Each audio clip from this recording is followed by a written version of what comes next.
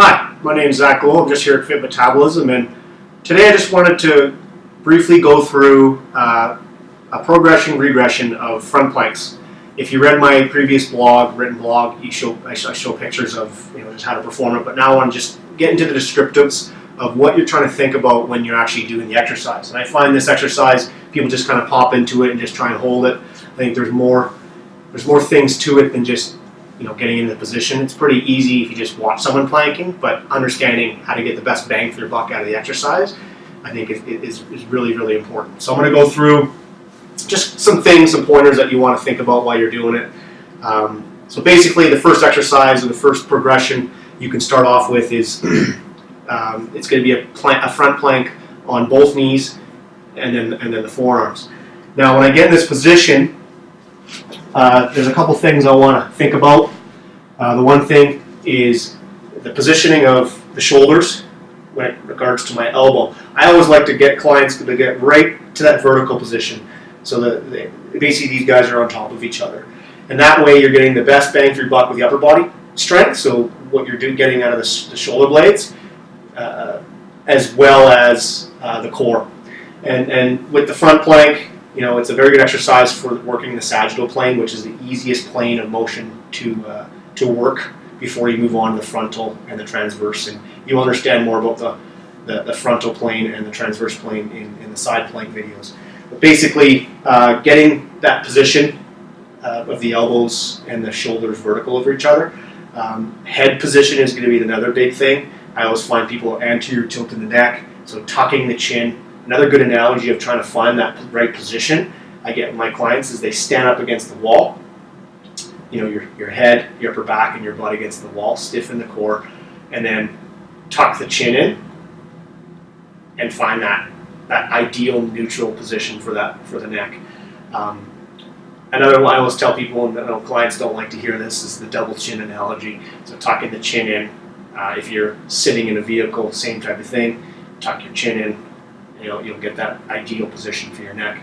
So getting down in this position, I'm going to get on the forearms, and as you can see here, I'm just taking a look that my shoulders and my elbows are vertical over each other. And what I'm trying to get out of that, and I'm going to go through a little cue of this, is I want to try and get the best activation of the serratus anterior muscles. And these guys are important because they're on the front side of your core, but it's very important, and they're connected to how good your shoulder blade stabilization is, or how good your shoulders are locked in that ideal position so you don't hurt yourself. So it's a very good static exercise to get that activation of those muscles. So what I'm going to do when I'm down here is a protraction, retraction. So squeeze the shoulder blades or push them, so push your chest down towards the ground, push them up as high as you can and go halfway between that. Now, if I was standing above a client, or you can try this with someone else, if you think your shoulder blades are in the right position, if someone comes by and they can grab your scapulas, you're not in the right position. You should be able to either, if you can grab them, that means you're sunk too low with the upper body. You're not going to get the best bang for your buck. So you want to push the chest up away from the ground so that I can't grab the scapulas. Okay? You don't want to go to the point where they're winging too far. Just the point where they're kind of flat against congruency on the back of your rib cage. So I'm going to go down back in this position. So go down, up, halfway between, flex as hard as you can, and then now I'm going to think of two things. We just talked about the chin. Tuck the chin up, make a double chin. So I'm not doing this. I was just saying, look just above where my hands are. That's kind of where my head position is. And then tuck the chin in. And then from here, I always like to say tabletop. As you can see, the tabletop position from here is where my hips are. So I'm not here. If I find the right position with my elbow and my shoulder, I should usually get the hips in the right position without thinking about it.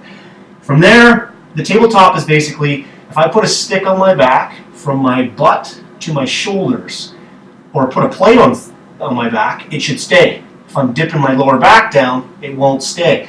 So you want to try and find that position where it's a horizontal, so that your shoulders and your hips, it's horizontal to the ground. You're going to hold that position.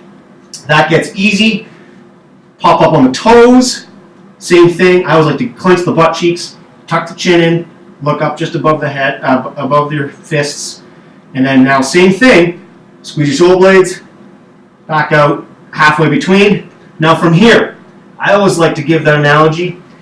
If I come by and I can push my client over or push someone over, they're not contracting hard enough. And it's a full body exercise. So when you're in that position, pretend like someone's going to come by and push you over, and you as the person doing the exercise, push your body in the ground as hard as you can and contract everything. You'll notice you'll get a better bang for your buck out of it. And then same thing, get yourself in that tabletop position where your butt and your shoulders are in line with each other. I don't want you to look like, let's say, this is your shoulders, this is your butt, and then this is your feet. And people think you want to be in that position. You kind of want to be in a tabletop position where your butt's up, where it's flat, but then your legs go down to the side. So I'll just show you from a side view here. So people think that's a plank position. I want to butt up just a little higher there.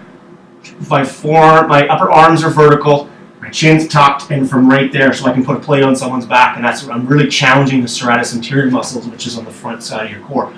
Now from here, if that feels really good and you're good at it, if you can get about 60 seconds contracting as hard as you can, then what you can do is lift one leg up, clenching the glute, lift the other leg up, clenching the glute. You can go laterally, clenching the glute, laterally, clenching the glute.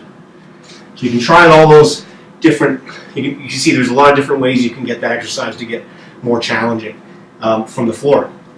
So if you enjoy the progression, regression from the knees to the toes with the single leg to the lateral, give them a try. You can progress, obviously, this exercise to a Bosu ball or an exercise ball and so on. Give it a try. They're great exercises, but like I said, I just wanted to give you a couple hints or tips of how to regress this exercise. So good luck with it.